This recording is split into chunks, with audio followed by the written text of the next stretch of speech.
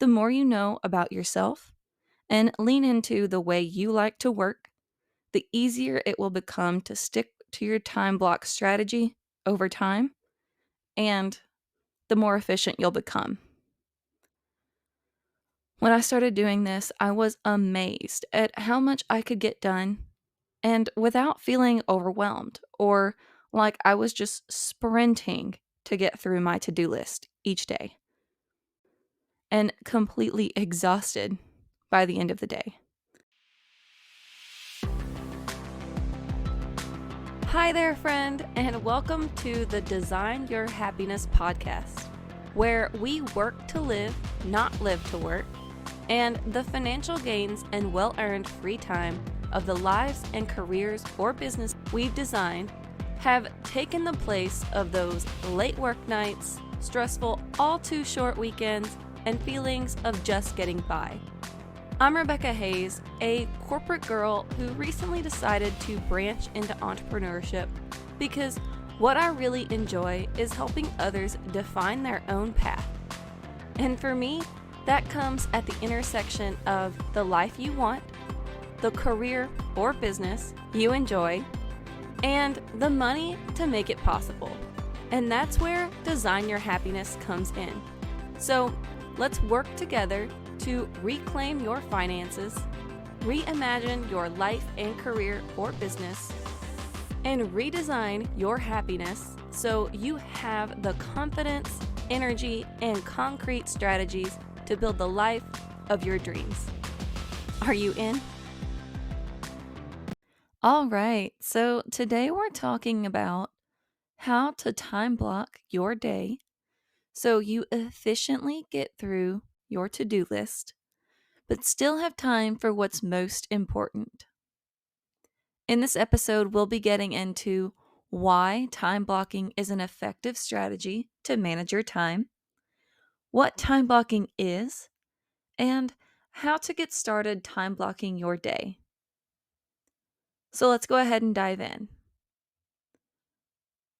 A lot of people ask how to better manage their time, and there are a lot of different strategies, tips, and tricks out there.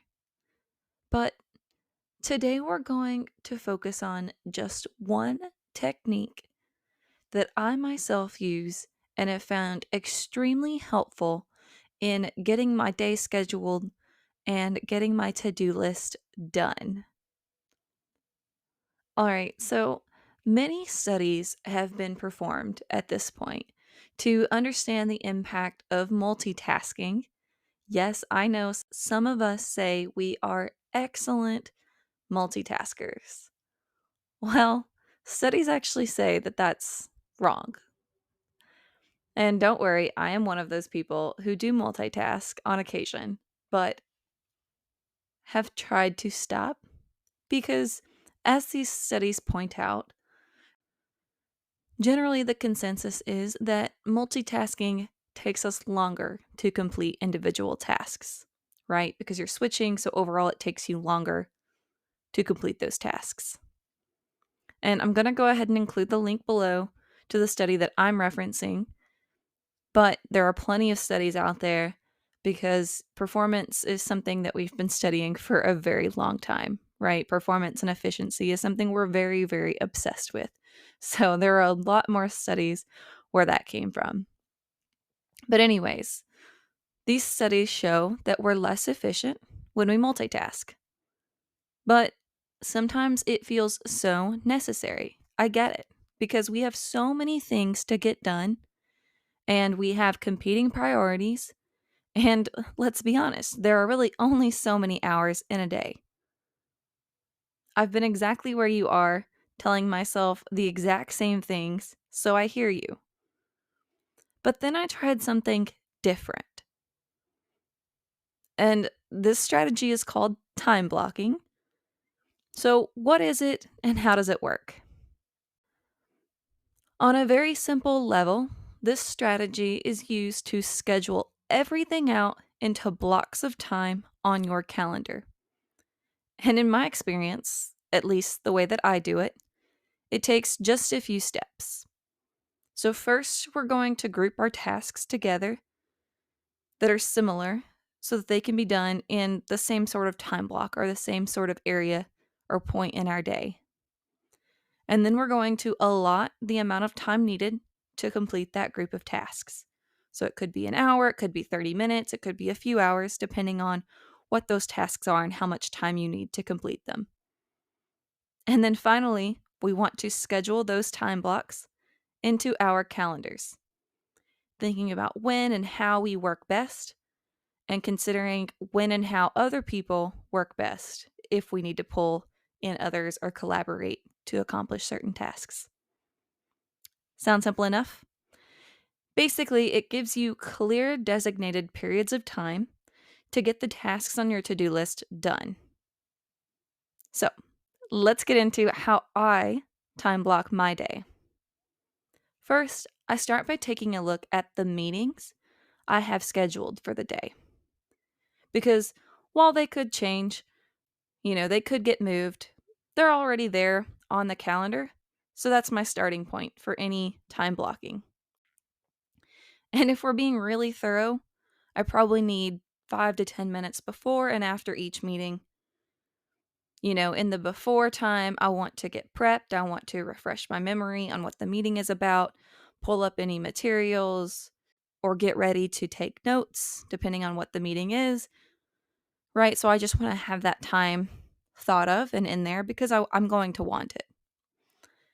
And then after the meeting, I'm going to want a little bit of time to quickly finish up any notes that I have, maybe type up a recap if I need to schedule a follow-up or connect with a team member to make sure that they have everything they need to do these things for me, right? If I'm working with someone and maybe I am going to assign them certain tasks, I want to just quickly check in while it's fresh because I like to just get those things done while it's fresh so I don't have to come back to it later.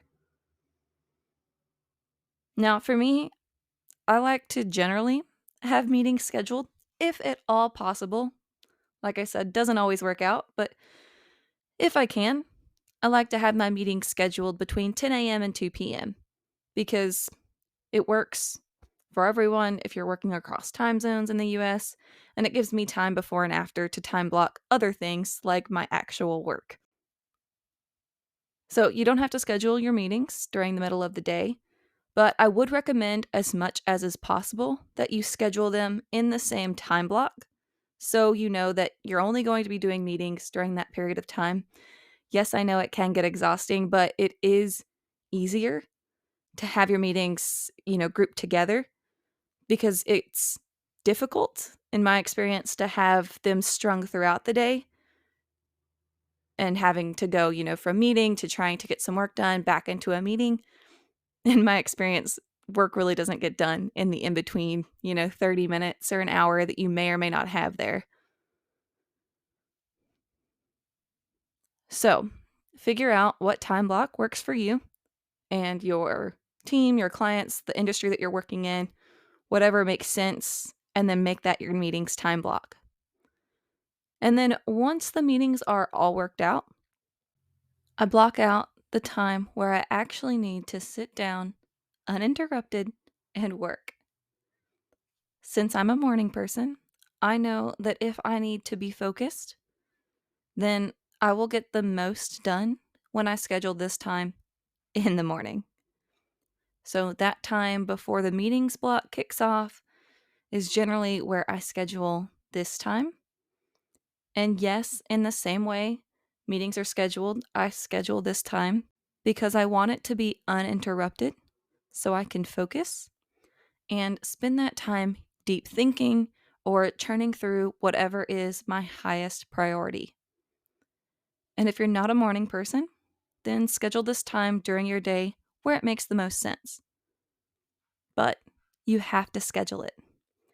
We all need this time to really work, whether we're planning things out or developing a new strategy or product or working on a project. This time is for those things on your to-do list that need your time and attention and focus in order to get done and get done well. So schedule it in. And then I usually have another time block at the end of the day. Now, this time block is the one that changes the most because what I get done during this time period depends on the day or week and what needs to get done and when. But generally, since it's at the end of the day, I leave this for my more routine tasks, administrative things, checking and responding to emails, because I know that I'm less efficient in the afternoon and I've already done my deep thinking and my more focused work. And I've had all the meetings, so I can just get through the simple tasks that need to be done, but require way less brain power and thinking.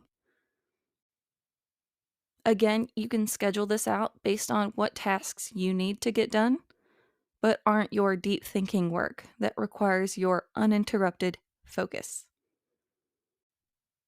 And that's generally how I time block my workday. The key is to group your similar tasks together and create a time block so that you're not constantly trying to start something, get interrupted, and then have to get back into it. Instead, you're optimizing your time working through similar things before you completely shift your focus to another area. And I know, it's easier said than done, and some days will definitely not fit easily or well into your time blocking strategy. But the more you know about yourself and lean into the way you like to work, the easier it will become to stick to your time block strategy over time, and the more efficient you'll become. When I started doing this, I was amazed at how much I could get done and without feeling overwhelmed or like I was just sprinting to get through my to-do list each day and completely exhausted by the end of the day. So, to help you get started time blocking your day, I'm going to recap really quickly the steps. First, you want to group together your similar tasks. For me, this is usually meetings, focus time, and then administrative or routine tasks. You can have more or less time blocks depending on the work that you do and what makes sense for you. Then you want to assign the right amount of time to accomplish the group of tasks. And finally, you're going to schedule it, thinking about when and how you like to work. So, if you're a morning person, like me, try to start your day with the focus time. The harder, more time consuming tasks, or if you have meetings, think about who is involved and what time makes the most sense. And that's really all there is to it. Now, I want to hear from you, so reach out and let me know how it's going. Or if you have any questions, I'm leaving my email below, so feel free to reach out. All right, until next time, keep designing your happiness. Hey there, friend. We've made it to the end of another Design Your Happiness episode. And if you're loving what you're hearing and you know someone else who would benefit from hearing it too, please share this episode with them. I can't tell you how much it would mean to me to support even more ambitious, aspiring entrepreneurs like yourself. So send them a text or a quick email with the link, and let's help even more people build the lives and businesses they've been dreaming about. All right, I'll see you next time. Until then, keep designing your happiness.